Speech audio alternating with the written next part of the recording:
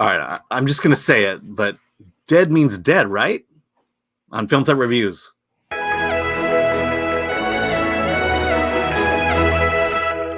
Hey everybody, please support Film Threat, support independent film. Be sure to hit that like below.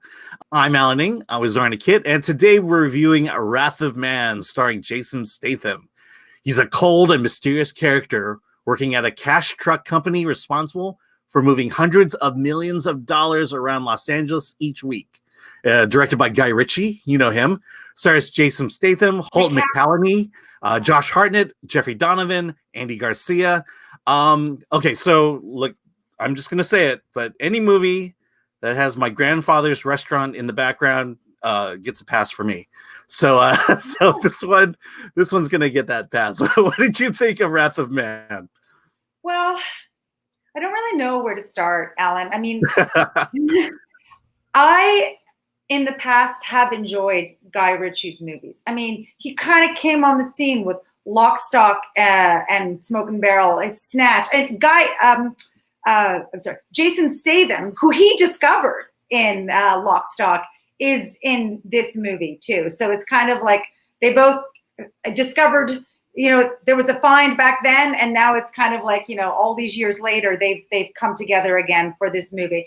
But you know, Guy Ritchie, he did his original work. He did some big studio stuff. He did the Sherlock Holmes franchise.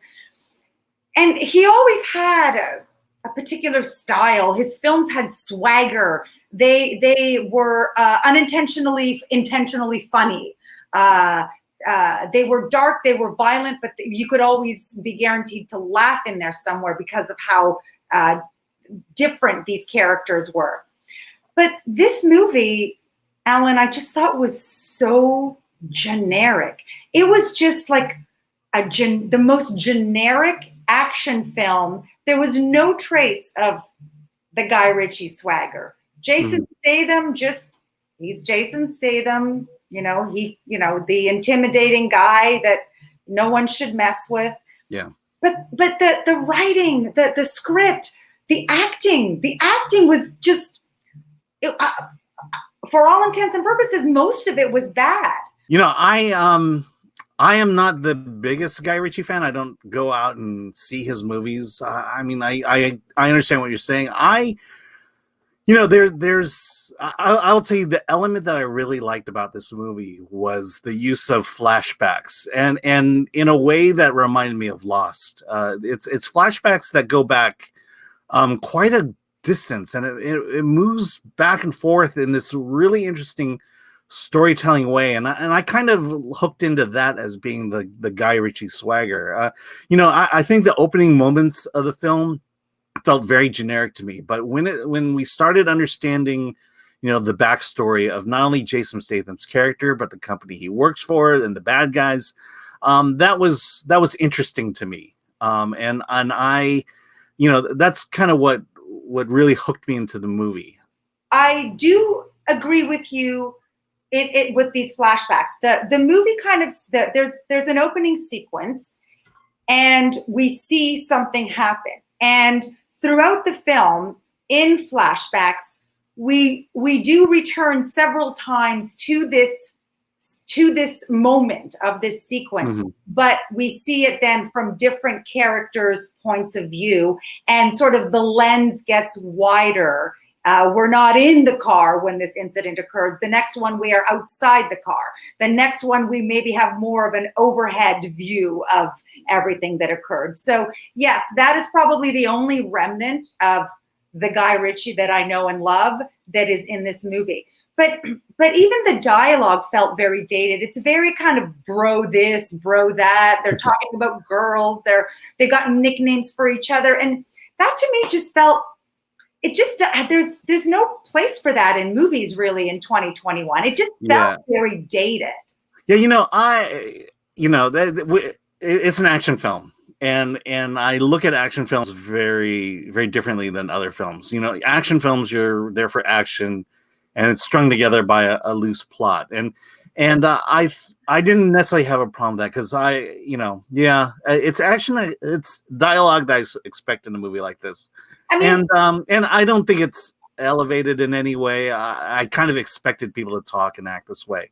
And that's just the low expectations I have. There's only really one token female. Like when you meet the token female amidst this company, you're like, okay, well, she's the token tough chick here. But in the end, she just serves a purpose for our lead to essentially sleep with her and intimidate her later. I mean, it's just, even the one female in here is not even a good. Yeah, it's not a very dynamic, well-developed character. She is the tough female, absolutely. And I will say the sleeping with of this character, it does play a part in terms of, it happens and then you see the reveal of the significance of why he did what he did. Yeah. But very loosely. Very loosely. Very loosely. Yeah, and let me also talk about the action. It's mostly gunplay. In fact, I would say it's car chases or armored car chases and gunplay. There's not a lot of fighting in terms of, mixed martial arts, some hand-to-hand set piece. It's people shooting each other, blood splattering everywhere. There's a high body count in this movie. And it gets quite tragic at the end because I think more than any other movie where there's a lot of killing, there's consequences in the sense of, wow, these are real people. These are the guys who have families to go home to, and they're getting killed. And so, as much as I like the gunplay and the action, I'm still looking for big stunts, big fight scenes, and it just wasn't there. There was no one big definitive scene that you could hitch the movie on. It's Statham being a badass. That's essentially the action. Yeah, but he's the kind of guy that when you put him like in a Fast and the Furious franchise or some of these others, the fact that he's so straight and so serious kind of makes him funny in certain scenes, right? Like he adds this kind of comedic element by being the way he is. But they didn't even make use of that here. Yeah.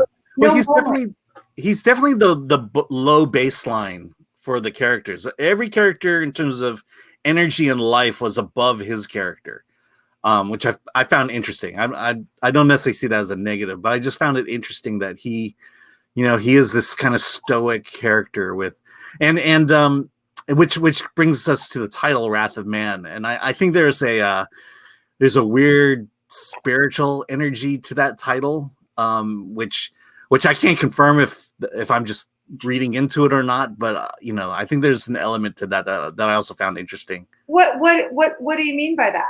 Well, okay, so anytime he gets shot in a mortally wounded type of way, he has that stare, as he's staring at the guy who just shot him, and I think that's there's a kind of a weird demonic stare, that vibe that I got from that. Did you even notice that? No, I did not. No, it's just me. Yeah, and there's also these chapter titles that I also found interesting because the chapter titles placed there. You think it's there for a reason, and then you see it played out in the action. And so, so I think I'm a little bit more on board with the style of storytelling than you did. The other thing I want to bring up, and we can't really get into any details in this, but there's this idea of dead being dead. There's moments where characters are dead and then they come back to life, and it's not necessarily a spoiler because we see this trope every time in other movies. And I, if anything, that's the one thing that really pulled me out of the movie was, well, he's supposed to be dead, and it was the way it was shot. He was definitively dead, and yet here he is. Ready to. That's such an 80s thing of like Arnold Schwarzenegger never dies. Sylvester Stallone never dies. The villain is never really down. Yes, right? Like, any ordinary person who would be in that situation, if it were you or I, we'd be dead right away. but Yeah. he's our hero, so we need him for the rest of the movie. So yeah, I mean, this is in this movie. It happens in such a Christ-like resurrection way to me that it was like, okay, but at the same time, it's like, well, you expect it. It shouldn't be any surprise when it happens, but it happens, and I part of me is like, I'm barely buying into your story at this moment, and now you pull this off, and it's like, okay, well, there's no really defending it at this point. I can't really defend anything other than I looked on IMDb and I see that Guy Ritchie is in post on a movie or pre on a movie, so he's got stuff he's doing, and I will go see them because in my mind, I'm thinking there is a lock stock in there, there is a snatch in there, he's got. I mean, this can't be the end of the road for him as a filmmaker.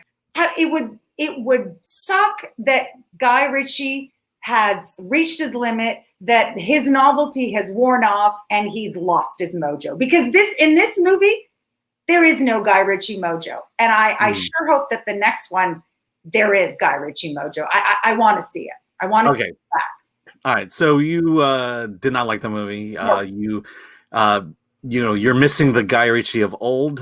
He could do better. Yes. The action was Statham was a little bland. Well, bland for you, and the action was also equally as bland. And the acting was terrible. Not for him, but everyone else. It's terrible. I mean, I would tell you some of my favorite action movies have horrible acting, and I'll refer you to any Jackie Chan movie. So based on that, I'm guessing you gave it. I think I'll say 6, but I feel like that's a generous 6. Yeah, you're very generous. I'm taking it down to a 4. Yeah, okay. Yeah. It's I don't know if it's a bro thing that I'm just not a part of by virtue of being a female, but it's definitely not a movie that I feel like I could recommend. There's certainly other action movies that are better, and certainly if you want to see a Guy Ritchie movie, go back in time and check out some of the other stuff, because this could have been done by any generic action filmmaker, really. You seem to like it much more than I did, and if 6 is generous for you. Well, I'm saying it would have been generous for you to. Well, yes, no. But if 6 for me is if you thought that a person who didn't like it would have maybe given it a 6 to be generous, you probably gave it like a 7 or 8, maybe. Yeah, I gave it an 8. I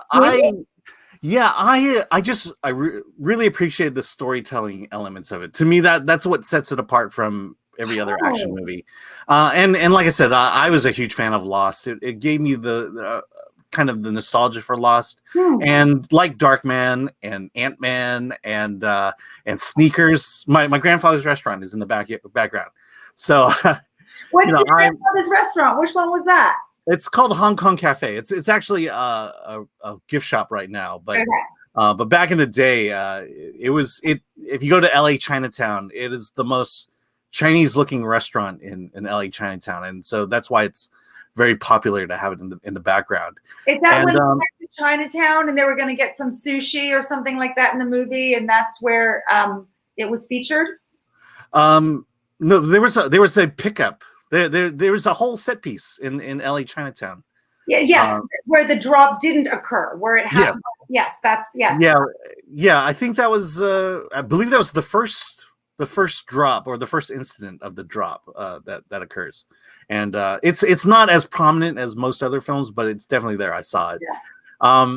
So yeah, bragging about my family. I've definitely seen better movies. I just appreciate the fact that there were some risks in storytelling to me that worked, and that's why I liked it. Yeah, so I just gave it an 8. I think it's worth seeing. I think it's worth catching. I'll see it again.